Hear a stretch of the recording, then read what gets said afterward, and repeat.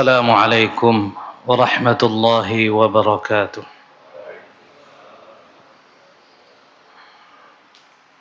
الحمد لله الذي طهر بتأديبه من أهل تقريبه نفوسا وساق أرباب مصادفاته من قلوب مناجاته كؤوسا ودفع كيد الشيطان عن قلوب أهل الإيمان فأصبح عنها محبوسا وصلى الله وسلم على نبينا أحسن الخلائق خلقا وخلقا وعلى آله وصحبه ومن سار على نهجه واستنى بسنته وسلم تسليما. أما بعد، اللهم انفعنا بما علمتنا وعلمنا ما ينفعنا وزدنا علما. اللهم لا علم لنا إلا ما علمتنا إنك أنت العليم الحكيم. اللهم اجعلنا ممن تخفهم الملائكة وتغشاهم الرحمة وذكرهم الله في من عنده. اللهم اشرح لنا صدورنا ويسر لنا أمورنا واحلل عقدة من ألسنتنا اللهم آمين. Kaum muslimin dan muslimah jamaah maghrib yang mudah-mudahan kita semua senantiasa dimuliakan dan dirahmati, dilindungi dan diberkahi oleh Allah Jalla Jalaluh. Alhamdulillah, ini adalah kata yang paling tepat untuk mengawali semua ibadah, semua kebaikan, semua niatan-niatan yang mulia. Oleh karena semua kebaikan bisa kita lakukan karena izin Allah, karena perkenan dari Allah, karena masyiatullahi wa qudratih. Tanpa kehendak Allah Subhanahu wa ta'ala, tidak ada kebaikan yang bisa kita laksanakan secara maksimal. Sejatinya tadi kita niatkan untuk berada di tempat ini dalam khutbah Jumat, tetapi ini hanya sebuah rencana manusia. Pada akhirnya masyiatullahi wa qudratih, keinginan dan kehendak Allah Subhanahu wa ta'ala di atas segalanya. Maka itu para ulama mengatakan ma syi'ta kana wa in lam asya wa ma syi'tu in lam tasya lam yakun. Apa yang kamu kehendaki ya Allah pasti akan terjadi meskipun saya tidak kehendaki, dan apa yang saya kehendaki ketika engkau tidak menghendakinya ya Allah, maka tidak ada yang bisa terjadi.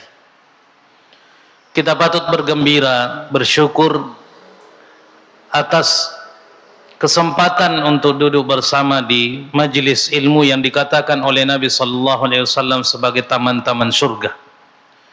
Sebab ini bukan hanya sebuah keinginan dari kita semua, tetapi ini adalah nikmat hidayah yang diberikan oleh Allah Subhanahu wa ta'ala, yang atas kehendaknya kita bisa berkumpul bersama, duduk bersama, dan berharap kebaikan bersama dari keutamaan yang dijanjikan oleh Nabi sallallahu alaihi wasallam berupa ketenangan jiwa, keberkahan, rahmat, bahkan ampunan dosa yang dijaminkan oleh Nabi sallallahu alaihi wasallam kepada siapa saja yang mengejar kemuliaan di majlis-majlis ilmu. Ikhwatal iman rahimani wa rahimakumullahu jami'a. Kita awali dengan membacakan satu ayat dalam surah Al-Hasyr yang insyaallah sebahagian besar kita sudah menghafalkan ayat yang mulia ini. Kata Allah Subhanahu wa taala dalam surah Al-Hasyr ayat ke-18, A'udzu billahi minasyaitonir rajim. Ya ayyuhalladzina amanu taqullaha wal tanzur nafsun ma qaddamat lighad wattaqullaha innallaha khabirun bima ta'malun. Ayat ini tentu sudah sering kita dengarkan, bahkan mungkin kita hafalkan, di mana Allah Subhanahu wa taala memberikan sesuatu yang berharga, bahkan terkesan unik dalam firman-Nya yang mulia ini.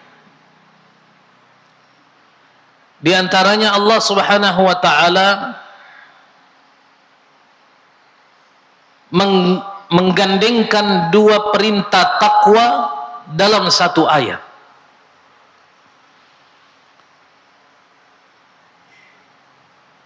Di mana Allah Subhanahu wa taala mengungkapkan, wahai orang-orang yang mengaku beriman, bertakwalah kepada Allah Subhanahu wa taala. Lalu pada kalimat terakhir Allah Subhanahu wa taala kembali mengulangi perintah takwa ini dengan mengatakan, wattaqullaha innallaha khabirun bima ta'malun. Bertakwalah kepada Allah karena Allah Maha mengetahui terhadap apa yang kalian lakukan. Sebahagian ulama menafsirkan pengulangan atau tikrar ini sebagai bentuk takkid tentang sesuatu yang penting,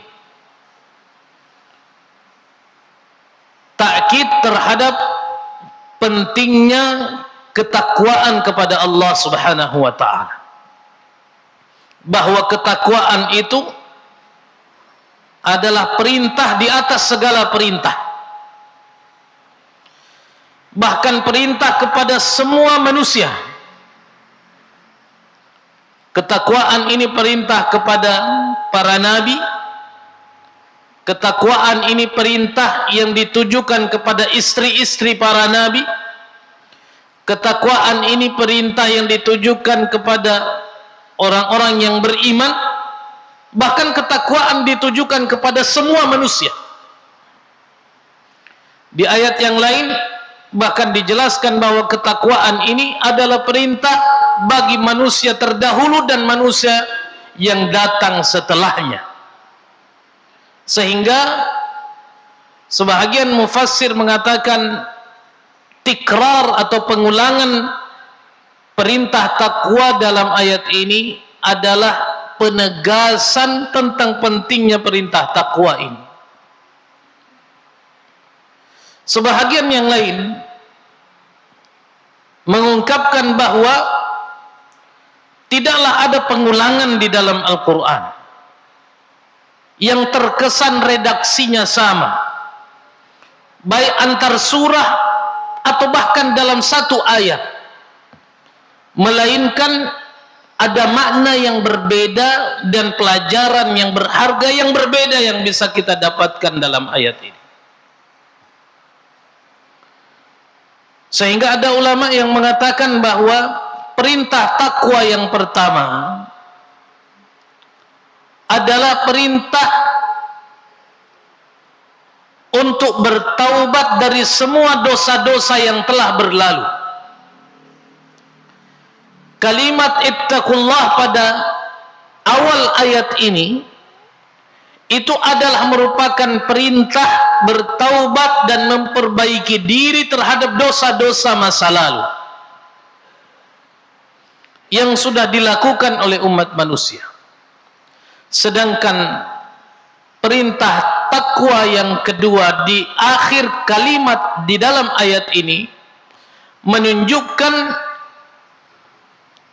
penegasan terhadap kewaspadaan untuk tidak terjerumus pada dosa-dosa yang belum dilakukan. Artinya takwa yang pertama ini adalah wujud pensucian diri kita dari dosa yang pernah kita lakukan di masa lalu, dan takwa yang kedua adalah wujud kehati-hatian kita untuk tidak terjerumus pada dosa-dosa yang belum kita lakukan. Maka itu mufassir ini mengatakan, itulah kenapa Allah Subhanahu wa taala menggandengkan takwa yang kedua ini dengan mengatakan innallaha khabirun bima ta'malun, bahwa hati-hati, waspada terhadap dosa yang belum kalian lakukan, karena Allah Maha tahu terhadap apa yang kalian sedang atau akan lakukan. Makanya Allah menggunakan kalimat mudhari' yang menunjukkan saat ini atau yang akan datang. Ini makna yang beragam diungkapkan oleh para ulama tafsir berkaitan dengan pelajaran berharga yang mungkin tidak kita dapatkan kecuali dalam ayat ini, di mana Allah Subhanahu wa taala mengungkapkan perintah takwa itu dalam satu ayat. Lalu kemudian Allah Subhanahu wa taala di pertengahan ayat ini memberikan pelajaran yang tidak kalah berharganya untuk kita semua. Ketika Allah Subhanahu wa taala menyampaikan wal tanzur nafsun ma qaddamat lighad. Hampir semua tafsir klasik memaknai kata ghad dalam ayat ini sebagai arti representasi terhadap yaumul qiyamah, sehingga maknanya adalah hendaklah masing-masing jiwa mempersiapkan bekal rencana untuk menghadapi hari kiamat.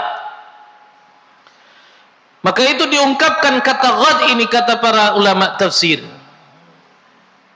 yang arti makna yang paling melekat dalam kata ghad dalam bahasa Arab itu adalah hari esok, yang maknanya dekat, menunjukkan bahwa hari kiamat ini tidak jauh, sehingga orang yang beriman dipaksa untuk mempersiapkan perbekalan agar mereka bisa mempertanggungjawabkan apa yang dia sudah lakukan ini di hadapan Allah yang sudah tidak lama lagi akan terjadinya hari kiamat, dan semua persoalan-persoalan mereka akan dimintai pertanggungan jawab.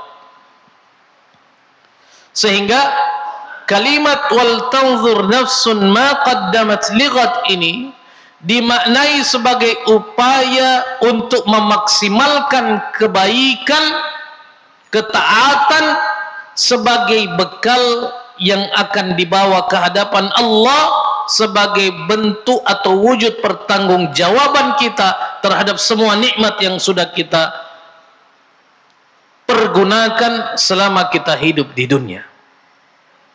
Itu makna yang secara umum dilihat dan dijelaskan oleh para ulama tafsir. Tetapi sebahagian yang lain kemudian, khususnya ulama-ulama kontemporer, ketika memaknai ini, di samping itu diartikan sebagai yaumul qiyamah dan persiapan-persiapan bekal untuk menghadapi hari kiamat, ini juga bisa dimaknai sebagai perintah untuk melahirkan satu karakter yang mestinya harus selalu terlihat dalam kehidupan dan kepribadiannya orang-orang yang beriman. Apa yang dimaksudkan itu? Bahwa orang yang beriman dituntut untuk selalu melakukan perencanaan-perencanaan kebaikan, bukan hanya untuk kehidupan setelah kehidupan dunia, tetapi perencanaan-perencanaan kebaikan yang matang untuk mengukur sejauh mana dia mampu berupaya untuk melakukan peningkatan-peningkatan imani.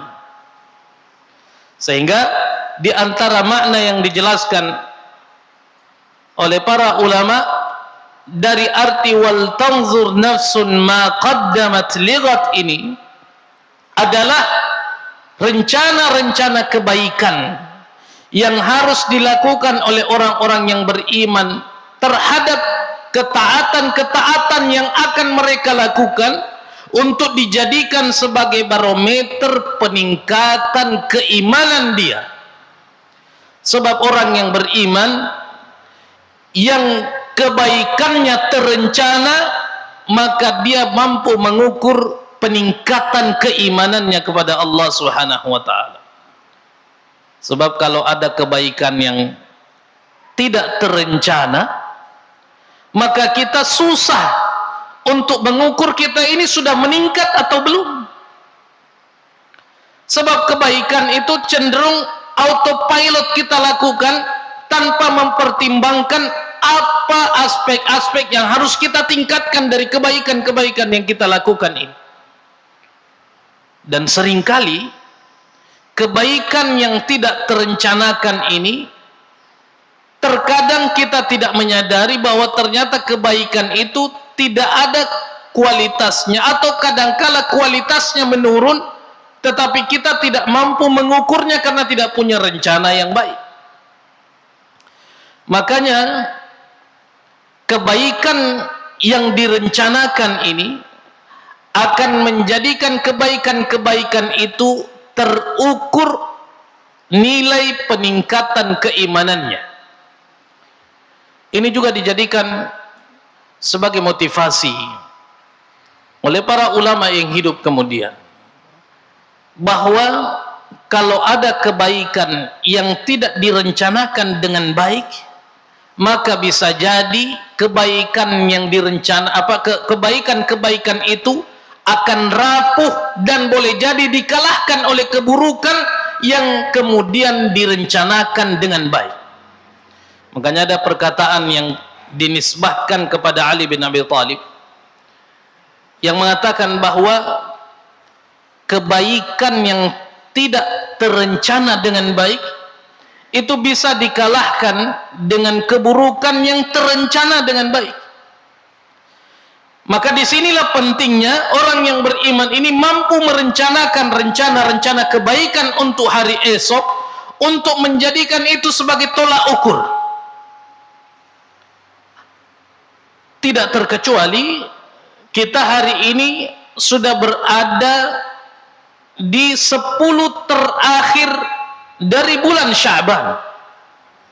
Kita akan menghadapi satu perayaan besar yang menggembirakan bagi orang-orang yang beriman. Dan kita semua berharap bisa masuk kembali ke bulan yang memuliakan kita ini bulan Ramadan. Tetapi pertanyaannya adalah, apa rencana-rencana kebaikan yang sudah kita rencanakan untuk menyongsong hari itu? Atau jangan-jangan berlalu Ramadan ini tanpa rencana-rencana yang matang, lalu kemudian kita tidak menyadari bahwa pada hakikatnya Ramadan yang berulang kita lakukan dan tidak terencana kebaikannya itu pada dasarnya menunjukkan kemunduran iman, lalu kita tidak menyadarinya. Jarang kita mengukur kebaikan apa sih sebenarnya yang sudah meningkat dari Ramadan yang lalu terhadap apa yang sudah kita lakukan pada Ramadan berikutnya. Sedangkan di antara kita ada yang sudah merasakan Ramadan 10 kali, ada yang sudah melakukan dan merasakan Ramadan 20 kali, 30 kali, ada yang mungkin bahkan sudah melakukan Ramadan selama 50-60 kali. Tetapi kita mengakui dengan jujur bahwa jarang sekali kita mampu mengukur apa peningkatan-peningkatan keimanan yang sudah kita lakukan dari beberapa Ramadan yang berlalu itu. Bahkan na'udzubillah, jangan-jangan memang kita tidak pernah merencanakan peningkatan. Kita hanya menjadikan Ramadan ini layaknya hari-hari biasa yang berlalu sebagai sebuah rutinitas tahunan. Begitu lewat lagi Ramadan, berlalu semua itu tanpa ada bekas apa-apa. Nah, ini yang sesungguhnya menjadi makna yang sangat implikatif, yang seharusnya kita maknai terhadap ayat yang mulia ini.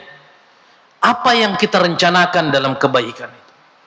Bahkan boleh jadi rencana-rencana kebaikan ini menjadi doa-doa, menjadi doa-doa kebaikan untuk kita, agar Allah Subhanahu wa taala betul-betul mengizinkan kita untuk masuk lagi di bulan mulia Ramadan dengan rencana-rencana kebaikan yang besar, yang menunjukkan bahwa Ramadan ini pasti harus lebih meningkat dari Ramadan yang lalu. Bukan hanya meningkat bisnisnya. Oh, sudah misalnya jual es buah tahun lalu, berarti tahun ini kayaknya jualan baju muslim-muslimah, itu lebih menggiurkan. Oh, berarti tahun ini saya harus buka bisnis ini. Kadangkala yang kita rencanakan adalah rencana-rencana seperti ini, lalu kita kesampingkan rencana-rencana peningkatan iman. Maka itu ikhwatal iman, rahimani wa rahimakumullah, kita ingin merenungkan kemudian apa yang menjadi kisi-kisi rencana kebaikan yang harus kita susun untuk menyongsong Ramadan yang sudah di depan mata, meskipun tidak punya jaminan apa-apa bagi kita semua bahwa kita akan sampai pada Ramadan. Tetapi itulah indahnya sebagai orang yang beriman yang selalu merencanakan. Karena kata Nabi sallallahu alaihi wasallam, orang beriman baru berencana kebaikan sudah dicatat kebaikan itu. Kata Nabi sallallahu alaihi wasallam, "Man hamma bihasanatin wa lam ya'malha, kutibat lahu hasanah." Siapa yang merencanakan kebaikan meskipun belum dia lakukan, sudah dicatat satu kebaikan untuk dia. Sehingga seharusnya ini juga jadi motivasi kita untuk memperbanyak rencana-rencana kebaikan, dengan berharap betul-betul kita bisa mengimplementasikan rencana-rencana kebaikan itu, agar ketika kita belum melakukan sudah dicatat satu kebaikan, dan ketika kita melaksanakan apa yang direncanakan maka dicatat kebaikan yang sempurna dari Allah Tabaraka wa Ta'ala. Ikhwatal iman, rahimani wa rahimakumullahu jami'an. Kita ingin menghayati beberapa rencana-rencana kebaikan yang kita bisa dapatkan, baik dari dalil-dalil dari Al-Quran, Sunnah, maupun dari apa yang disampaikan oleh para sahabat ridwanullahi alaihim terhadap rencana-rencana kebaikan, yang mudah-mudahan rencana kebaikan ini hadir dalam catatan planning Ramadan kita, yang kemudian menjadi catatan amal saleh meskipun kita belum sampai pada bulan mulia Ramadan. Ma'asyiral muslimin, rahimani wa rahimakumullah. Yang pertama, apa yang pernah ditanyakan kepada sahabat Nabi radhiyallahu anhu yang bernama Ibnu Mas'ud. Suatu ketika ditanya oleh seorang tabi'in, yang kemudian ini menjadi pelajaran kita tentang bagaimana rencana kebaikan untuk Ramadan. Kata seorang tabi'in kepada Ibnu Mas'ud, "Kaifa kuntum tastaqbiluna Ramadan?" Apa persiapanmu, sahabat-sahabat Nabi dulu, apa persiapannya untuk menghadapi Ramadan? Jadi tabi'in ini ingin belajar dari potret kehidupan sahabat-sahabat Nabi ketika merencanakan rencana-rencana kebaikan untuk Ramadan. Lalu Ibnu Mas'ud menyampaikan, qala ma kana ahaduna yajra'u ala istiqbali Ramadan, atau di dalam riwayat yang lain dikatakan ma kana ahaduna yajra'u ala istiqbalil hilali wa fi qalbina mithqala dzarrati haqdin ala akhina al-muslim. Kata Ibnu Mas'ud, kami sahabat-sahabat Nabi tidak mau lancang untuk masuk di Ramadan sedangkan hati kami masih menyisakan dengki, hasad terhadap saudara-saudara kami. Ini dijelaskan oleh para ulama dalam Lataiful Ma'arif, kitab yang disusun oleh Ibnu Rajab.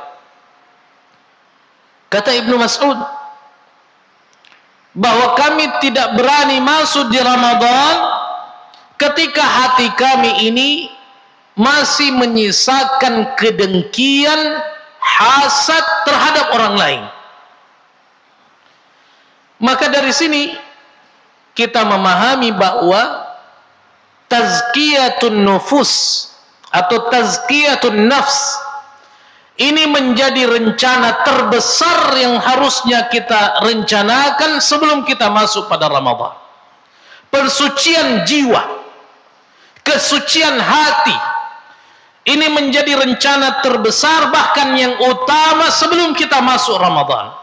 Karena hati ini seperti wadah yang akan menampung kebaikan-kebaikan, yang mana jika wadah ini bocor, maka kebaikan-kebaikan itu akan bocor. Hati ini juga digambarkan dalam beberapa riwayat ini layaknya seperti indera perasa, yang jika hati ini dijaga kesehatannya untuk menerima kebaikan, maka kebaikan itu akan dirasakan dengan rasa manis kalau dijaga untuk tidak sakit. Sebagaimana lisan kita ini kalau dijaga kesehatannya, maka makanan-makanan yang akan kita makan itu akan terasa nikmat. Kenapa? Karena semua jenis makanan, yang mahal, yang murah, yang panas, yang dingin, apapun bentuknya, itu hanya dirasakan oleh satu organ yang kecilnya tidak lebih dari 20 cm. Hanya itu yang merasakan. Mau makanan 1 juta satu porsi atau makanan 10.000 satu porsi, itu sama-sama dirasakan oleh lisan. Makanannya pedis atau manis, asin, semuanya dirasakan oleh lisan. Kalau sudah lewat dari lisan, semuanya sama. Mau makan steak atau mau makan coto sama. Kalau sudah lewat dari lisan, sudah tidak ada lagi rasanya. Maka itu, untuk menikmati makanan itu, kita mesti menjaga kesehatan lisan ini. Karena kalau lisannya sakit, semua makanan menjadi hambar. Semua makanan tidak akan bisa dibedakan yang mana yang asin, yang mana yang manis. Begitu juga hati. Kalau hati ini dijaga kesehatannya, maka kebaikan-kebaikan yang dilakukan itu akan dirasakan oleh hati ini sebagai rasa yang manis. Sehingga semua asupan nutrisi keimanan itu dirasakan halawahnya oleh hati. Tetapi ketika hatinya bermasalah, hatinya sakit, hatinya rusak, hatinya tidak berfungsi sebagaimana yang seharusnya, maka tidak ada kebaikan kecuali tidak dirasakan apa-apa. Tidak ada kebaikan yang dilakukan kecuali rasanya hambar. Bahkan seringkali kebaikan yang dilakukan, hati yang sakit ini merasa kesakitan dengan kebaikan itu. Inilah yang membedakan kebahagiaannya para sahabat-sahabat Nabi terhadap apa yang dialami dan dirasakan oleh kerajaan-kerajaan yang dulu menentang Islam di awal-awal keislamannya para sahabat Nabi. Makanya ada seorang sahabat yang mengatakan, kalau sekiranya raja-raja superpower itu, Raja Persia, Raja Romawi ini, tahu bagaimana rasanya hati kita ini di dalam merasakan keimanan, pasti mereka akan membelah dada kita untuk mengambil hati kita ini. Karena mereka tidak memiliki kenikmatan itu. Mereka bahagia meskipun hidup dengan sangat sederhana. Karena yang merasakan kebahagiaan adalah hati yang suci, yang tidak disuguhkan hidangan-hidangan iman kecuali dia nikmati dengan penuh kegembiraan. Makanya pesan Ibnu Mas'ud ini terhadap gambaran bagaimana potret persiapan sahabat-sahabat Nabi ketika ingin masuk ke Ramadan adalah tazkiyatun nafs, kesucian jiwa. Sebab apa? Banyak sekali asupan-asupan nutrisi iman yang akan dirasakan di Ramadan, dan sangat sia-sia kalau asupan-asupan bergizi selevel Ramadan ini tidak mampu dinikmati oleh hati-hati yang sakit. Ikhwatal iman rahimani wa rahimakumullah. Ini persiapan yang pertama yang harus kita jadikan sebagai nasihat bersama, bahwa kita ingin Ramadan ini dinikmati, menggembirakan, membahagiakan dengan merencanakan semua kebaikan melalui hati yang sehat. Kemudian yang kedua, apa yang harus direncanakan juga sebagai rencana-rencana kebaikan?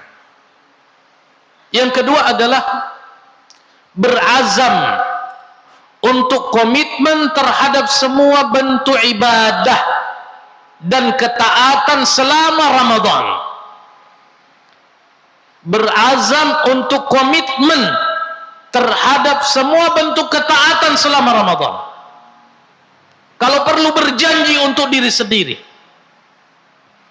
Kalau perlu berjanji untuk diri sendiri. Ya Allah, kalau Ramadan ini umur saya masih panjang, saya merasakan Ramadan, maka saya membuat komitmen bersamamu ya Allah, bahwa tidak ada satupun peluang ketaatan dan peluang ibadah kecuali saya akan menjadikan diri saya sebagai orang yang berada di saf terdepan untuk melaksanakan kebaikan itu. Kadang-kala kita masih ragu berkomitmen dengan Allah. Kadang-kala kita masih ragu berkomitmen dengan Allah. Kenapa ragu? Karena kita masih dibayang-bayangi dengan kemalasan. Masih dibayang-bayangi dengan perasaan sibuk. Kayaknya tidak bisa. Kelihatannya saya tidak mampu. Kayaknya saya ragu-ragu kalau harus begini. Kelihatannya begini. Dan ini dipastikan adalah bisikan-bisikan syaitan. Sehingga untuk menghindari bisikan-bisikan syaitan, bangun komitmen dengan Allah. Kebaikan apa yang akan kita jaga dalam Ramadan ini kalau Allah izinkan kita untuk itu? Adakah yang siap membangun komitmen untuk bersahabat seutuhnya dengan Al-Quran? Kalau bagi orang yang malas, yang paling pertama dia akan jawab apa? Sibuk. Suatu waktu ada seorang karyawan yang mencapai titik klimaks dari kejenuhannya dalam semua aktivitas kerjanya sehari-hari. Galau, stres, depresi, merasa tidak tenang, merasa tidak bahagia dengan semua kesibukannya. Lalu dia datang kepada salah seorang syekh. Dia ceritakan kondisinya. Lalu syekh ini bertanya satu hal, bagaimana hubunganmu dengan Al-Quran? Bagaimana hubunganmu dengan Al-Quran? Dia katakan, demi Allah syekh, saya ini orang yang sibuk. Pagi hari saya sudah harus siap untuk kerja. Saya tidak pulang kecuali menjelang terbenamnya matahari. Saya sudah lelah. Belum lagi kesibukan di rumah. Belum lagi kesibukan ini dan itu. Kata syekhnya, ini persoalannya. Maka syekh ini memberikan solusi sederhana. Jangan keluar rumah kecuali kamu baca sepotong ayat dulu sebelum keluar. Kata syekh, saya tidak punya waktu baca Al-Quran. Bahkan ketika saya tidak baca pun, kerjaan numpuk dan tidak bisa selesai. Apalagi kalau harus saya kortin dengan bacaan Al-Quran. Kata syekhnya, coba dulu. Maka dia mencoba dengan membaca beberapa ayat, tetapi masih terlihat kerasa kerusuk ketika hendak keluar pergi bekerja dengan segala kesibukannya. Hari pertama dia lalui dengan membaca beberapa ayat Al-Quran. Hari kedua dia membaca beberapa ayat Al-Quran. Masih kelihatan kesibukannya. Hari ketiga, beberapa hari setelah itu, dia mencoba untuk meningkatkan dari beberapa ayat, bertambah beberapa ayat lagi. Sebelum keluar untuk bekerja. Kemudian, dia mencoba lagi satu halaman sebelum keluar untuk bekerja. Lalu dia mencoba lagi satu lembar sebelum kerja. Lalu dia mencoba setengah juz sebelum kerja. Bahkan dia sudah membaca satu juz sebelum keluar kerja. Dan dia merasakan tidak ada kerjaan saya yang terabaikan. Semuanya dikerjakan sesuai dengan aturan yang seharusnya, sedangkan dia sudah mampu membaca satu juz sebelum kerja. Lalu dia datang kepada syekhnya ini, "Syekh, saya sudah mampu membaca satu juz sebelum saya keluar bekerja. Dan saya sudah mampu menghatamkan satu kali satu bulan dengan rencana-rencana yang tadi saya lakukan. Tanpa adanya penambahan waktu. Waktunya tetap sama. 7 hari juga dalam satu pekan. 24 jamnya tetap sama, sehari semalam 24 jam. Tetapi apa? Ketika dia mengupayakan untuk bersahabat dengan Al-Quran, Allah buat kesibukannya itu menjadi mudah. Allah buat persoalannya berada dan menjadi solusi-solusi terhadap semua kegalauan dan tekanan jiwa yang selama ini dia lakukan. Jadi memang kadangkala kita tidak berani komitmen karena kita masih dipenuhi dengan kemalasan. Maka ini yang harus kita buat dan rencanakan. Apa komitmen kita? Kalau kita berkomitmen, saya akan jaga takbiratul ihram bersama imam 40 hari. Sudah banyak sekali alasan yang menumpuk berjejer dalam ingatan kita. Kayaknya susah. Siapa nanti yang jaga toko? Siapa nanti yang pergi kantor? Bagaimana nanti kerjaan saya? Bagaimana nanti jualan saya? Bagaimana nanti murid-murid saya? Bagaimananya banyak sekali. Seolah-olah betul-betul tidak bisa dilakukan itu. Dan itu hanya mimpi dan omong kosong belaka. Tetapi kita tidak pernah menghayati. Ada seorang tabi'in, jangankan 40 hari, dia mengatakan saya menjaga takbir pertama bersama imam selama 40 tahun dan tidak pernah saya ketinggalan satu kali pun. 40 tahun. 40 tahun. Buktinya bisa. Apa yang membuat ini tidak bisa? Apa yang membuat ini tidak bisa? Lagi-lagi karena hasutan syaitan yang mencoba membuat kita seolah-olah sibuk, yang coba membuat kita seolah-olah kita ini tidak mampu berkomitmen terhadap satu ketaatan, sehingga tidak bisa merencanakan kebaikan itu dengan sempurna. Belum lagi dengan kebaikan-kebaikan yang lain. Di Ramadan banyak sekali kebaikan yang bisa kita buat sebagai satu bentuk komitmen kita kepada Allah. Di dalamnya ada Al-Quran, di dalamnya ada sedekah, di dalamnya ada menjaga ibadah sholat, di dalamnya ada ibadah-ibadah sunnah. Banyak sekali peluang-peluang kebaikan yang disuguhkan, bahkan cenderung diobral oleh Allah di bulan mulia Ramadan, yang kalau kita tidak mampu berkomitmen terhadap satu saja kebaikan untuk kita jaga seutuhnya, lalu apa yang kita mau tingkatkan terhadap Ramadan kita pada tahun ini? Yang terakhir, yang ketiga, yang mesti kita jadikan sebagai rencana kebaikan kita, dan mudah-mudahan ini menjadi doa-doa kebaikan, adalah di samping berdoa untuk bisa sampai di Ramadan dengan sehat, sehat raga, sehat jiwa, sehat iman, dan juga mampu melaksanakan ibadah dengan maksimal di Ramadan, maka upayakan juga untuk mendoakan orang lain. Doakan orang lain untuk juga bisa masuk di Ramadan dengan sehat jiwanya, sehat raganya, dan mampu dengan mudah menjalankan ibadah di Ramadan ini dengan maksimal. Kita sudah sering berdoa untuk diri sendiri, maka kita ikutkan doa. Di samping berdoa untuk diri sendiri, doa untuk orang lain terhadap kebaikan yang kita juga minta untuk diri sendiri. Yang ini jarang kita lakukan. Untuk apa? Suatu waktu ada seorang guru di universitas yang ada di Timur Tengah melihat ada 2 orang muridnya bersaudara yang punya kelebihan dari segala hal terhadap teman-teman yang lainnya. Kesolehannya, kemampuan intelektualnya, akhlaknya, bacaan Al-Qur'annya, semuanya di atas dari teman-teman yang lainnya. Prestasinya.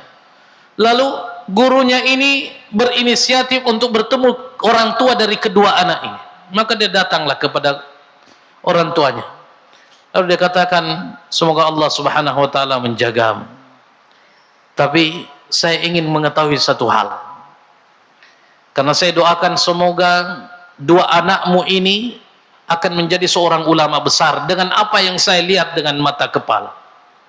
Tapi yang dia mau tanyakan apa? Apa yang membuat atau apa yang kamu lakukan ketika mendidik 2 anakmu ini yang sampai hari ini menjadi orang yang berprestasi, kesolehannya, prestasi kelasnya, intelektualnya di antara teman-temannya yang lain.